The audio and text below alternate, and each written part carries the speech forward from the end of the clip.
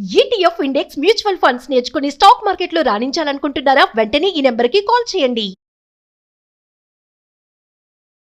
నమస్తే, welcome to Suman TV. నేను పద్మిని. ప్రస్తుతంతో పాటు ప్రముఖ పంచాంగకర్త జ్యోతిష్య మార్తాండ బ్రహ్మశ్రీ చిలకమర్తి ప్రభాకర చక్రవర్తి శర్మ గారు మనతో పాటు ఉన్నారు. మాట్లాడదాం. నమస్కారం అండి. నమస్కారం అమ్మా. ప్రభాకర శర్మ గారు, ముందుగా మీకు శివరాత్రి శుభాకాంక్షలు అండి. నమస్కారం అమ్మా. మీకు సుమన్ టీవీ ప్రేక్షకులందరూ కూడా మహాశివరాత్రి శుభాకాంక్షలు. శివయ్య అనుగ్రహం ఉంటే సర్వ ఐశ్వర్యాలకి అధిపతి ఆయన. ఇంకా ఇది అది అని కాదు, అలాగే భోలాశంకరుడు అని చెప్తూ ఉంటారు. కాబట్టి ఆయన అనుగ్రహం చాలా త్వరితగతిన పొందొచ్చు అని అంటూ ఉంటారు. మరి ఈ శివరాత్రికి ఉండేటటువంటి వైశిష్ట్యం ఏమిటి? ఎట్లా స్వామివారి అనుగ్రహానికి మేము పాత్రులు అవ్వచ్చు? ఏమేం విధి విధానాలని ఖచ్చితంగా పాటించాలి? ఇవన్నీ ఒక్కసారి మీ ద్వారానండి. చూడండి, మనకి మహాశివరాత్రి చాలా విశేషమైనటువంటి రోజు. శాస్త్రాల ప్రకారం 5 రకాల శివరాత్రులని చెప్తారు. రోజు శివారాధన చేసుకుంటూ ఉదయము రాత్రి కూడా శివారాధన చేస్తే దాన్ని నిత్య శివరాత్రి అని. అలాగే పక్షానికి ఒకసారి వచ్చేటువంటి శుక్లపక్షంలో కావచ్చు, కృష్ణపక్షంలో వచ్చే చతుర్దశి రోజు కనీసం అలా పక్షానికి ఒకసారి శివారాధన చేస్తే దాన్ని పక్ష శివరాత్రి అని. అలాగే మాసానికి ఒకసారి వచ్చేటువంటి ప్రతి మాసంలో వచ్చేటువంటి కృష్ణపక్ష చతుర్దశి రోజు ఉదయము రాత్రి సమయంలో చేసేటువంటి శివారాధనని మాస శివరాత్రి అని. ఇలా ఈ 3 శివరాత్రులు కనుక ఎవరైనా చేయలేనటువంటి పరిస్థితుల్లో మాఘమాస కృష్ణపక్ష చతుర్దశి తిథి రోజు కనుక రాత్రి సమయంలో చేసేటువంటి శివారాధన, అంటే ఉదయము రాత్రి చేసేటువంటి శివారాధన, విశేషంగా లింగోద్భవ కాలం జరిగినటువంటి రాత్రి సమయంలో చేసేటువంటి శివరాత్రిని మహాశివరాత్రి అన్నారు. ఎందుకు మహాశివరాత్రి అంటే మనకి ప్రతి శివరాత్రికి, మాస శివరాత్రికి వాటికి ప్రదోష కాలాలు ఉంటాయి. ప్రతి ప్రదోష కాలంలో శివారాధన చేయాలి. కానీ మహాశివరాత్రి రోజు ప్రదోష కాలాన్ని మహాప్రదోషం అన్నారు. అటువంటి మహాశివరాత్రి చాలా ప్రత్యేకం. అందులో ఈసారి ఆదివారం వచ్చింది, అది ఇంకా విశేషం. మాఘపు ఆదివారం. ఎందుకంటే మాఘమాసం అంటేనే అఘము అంటే పాపము, మాఘము అంటే పాపములను హరింపజేసేది. అటువంటి పాపాలను హరింపజేసేటువంటి మాఘమాసం సూర్యుడికి ఎందుకు భారతీయులం అంటాం. బా అంటే సూర్యుడు, రతి అంటే సూర్యకిరణములు ఆరాధించేటువంటి వారం. అటువంటి భారతీయులకి సూర్యుడిలోనే సకల దేవతలు ఉన్నారు. ఆ సూర్యుడికి అధిదేవత కూడా రుద్రుడు. ఏష బ్రహ్మశ్చ విష్ణుశ్చ శివస్కంద ప్రజాపతి మహేంద్రో ధనద కాలో యమస్సోమో యపాంపతి అని మనం ఆదిత్య హృదయంలో చెప్పుకుంటాం. అరుణం వంటి వాటిలో కూడా చెప్తాం ఇవన్నీ విషయాలు. అయితే అలా సూర్యుడు రుద్రుడికి సంబంధించినటువంటి ఇక్కడ ఆదివారంతో ఉన్నటువంటి మాఘమాసంలో శివరాత్రి రావడం అత్యంత విశేషం. ఈ సమయంలో చేసేటువంటి శివారాధనలు చాలా శుభ ఫలితాలు ఇస్తాయి. అందులో సూర్యనారాయణమూర్తి యొక్క అనుగ్రహంతో కూడుకున్నటువంటి ఇది. కాబట్టి ఏ వ్యక్తి అయినా తెలిసైనా తెలియకపోయినా ఆదివారం రోజు అక్కడ అరుణం, సూర్యాష్టకం లేదా ఆదిత్యోదయం వంటివి చదువుకుని ఉదయం, ప్రదోషకాల సమయం ఇవన్నీ కుదరడం కనీసం అర్ధరాత్రి సమయంలో శివారాధన, అభిషేకాలు వంటివి చేసుకుని బిల్వపత్రాలతో శివుణ్ణి అభిషేకం చేసుకుంటే అటువంటి వారికి శివానుగ్రహం కలుగుతుంది. ఇలా ఈ 4 శివరాత్రులు కాకుండా ఇంకోటి యోగ శివరాత్రి, ధ్యాన శివరాత్రి. అసలు రాత్రి అంటే యోగులంతా కూడా శివరాత్రి కోసం వేచి ఉంటారు.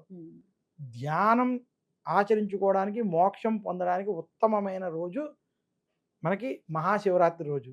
అందుకనే ఈ 5 శివరాత్రులు మూలంగా ఉన్నాయి. కాబట్టి ఇదే కాకుండా శివరాత్రి వైభవంలో 3 ప్రత్యేక విషయాలు ఉన్నాయి. శివుడు ఇక్కడ లింగోద్భవ రూపాన్ని దాల్చిన రోజు ఈ రోజు. శివ పార్వతులకి కళ్యాణం జరిగినటువంటి రోజు. దక్షయజ్ఞం అయిపోయి అమ్మవారి అయిన తర్వాత హిమవంతుడికి పార్వతీదేవి పుట్టిన తర్వాత శివుడికి పార్వతీదేవికి వివాహం అయినటువంటి రోజు మహాశివరాత్రి రోజు. అలా శివరాత్రికి అనేక విషయాలు ఇక్కడ ముడిపడి ఉన్నాయి. ఈరోజు శివరాత్రి రోజు ఎవరైతే శివుణ్ణి పూజిస్తారో, ఆరాధిస్తారో వారికి సకల కోరికలు నెరవేరుతాయి. అది భక్తి తత్వంలో కావచ్చు, జ్ఞానతత్వంలో కావచ్చు, మోక్ష తత్వంలో కావచ్చు, మీరు చేసేటువంటి శివారాధన కావచ్చు, మీరు చేసేటువంటి సాధన కావచ్చు, మంత్రతంత్ర జపాలు కావచ్చు, అవన్నీ కూడా విశేషమైన ఫలితాలు ఇస్తాయి. కాబట్టి ఇది మహాశివరాత్రి అయింది. ఓకే, మరి ఎలా పూజించాలంటే స్వామివారిని? చాలా చక్కటి ప్రశ్న అండి. మహాశివరాత్రి రోజు ఈశ్వరుని ఏ రకంగా పూజించాలి అంటే, మహాశివరాత్రి రోజు ప్రతి ఒక్కరూ కొన్ని నియమాలు ఆచరించాలి. ఈరోజు పుణ్య నదుల్లో స్నానం ఆచరించడం లేదా సముద్రంలో స్నానం ఆచరించడం, అది కుదరని పక్షంలో కనీసం ఇంటిలో తల స్నానాన్ని ఆచరించాలి. ప్రతి ఒక్కరూ ఆచరించవలసిన విషయం మొట్టమొదటిది స్నానం. అందులో పొద్దున్న ప్రదోషకాల పూర్వం, రాత్ర లింగోద్భవానికి పూర్వం అభిషేకం చేసే ముందు కూడా ఆ స్నానం ఆచరించాలి, తలస్నానం చేయాలి. చేయాలి. తలస్నానం ఆచరించి, అలాగే ఈరోజు ఉదయం నుంచి రాత్రి అలాగే తర్వాత తెల్లవారుజాము వరకు ఉపవాస జాగరణ వంటివి చేయాలి. ఉపవాస జాగరణ అంటే ఆవాసం జాగరణ అంటే మనని మనం జాగృతి చేసుకోవడం, మనలో ఉన్నటువంటి లీనమైనటువంటి శివుని జాగృతి చేసుకోవడం.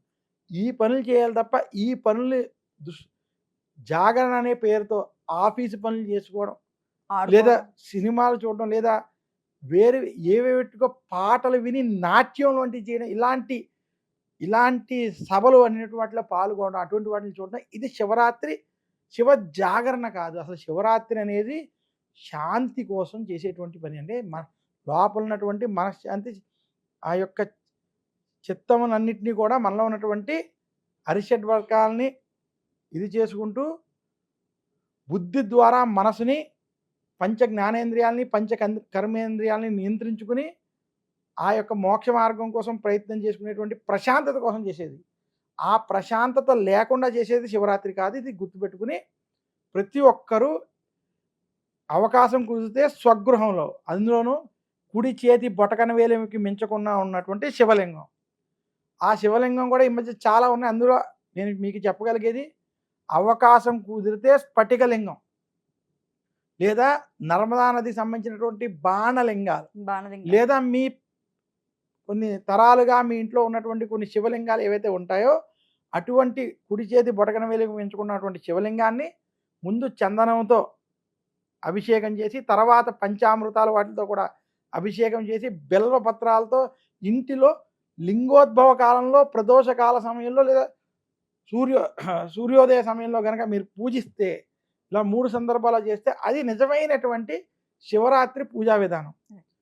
ఇలా కుదరని పక్షంలో ఏ శివాలయానికో, దగ్గరలో ఉన్న ఆలయానికో, పాడుపడ్డ శివాలయాన్ని ఉద్ధరించడంలో కావచ్చు, ఇవన్నీ చేయాలి. దీనికి సంబంధించి ఒక చిన్న కథ చెప్తాను.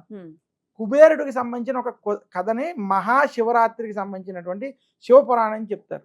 పూర్వం గుణాధీశుడు అనేటువంటి ఒక అతను దొంగగా ఉండేవాడు.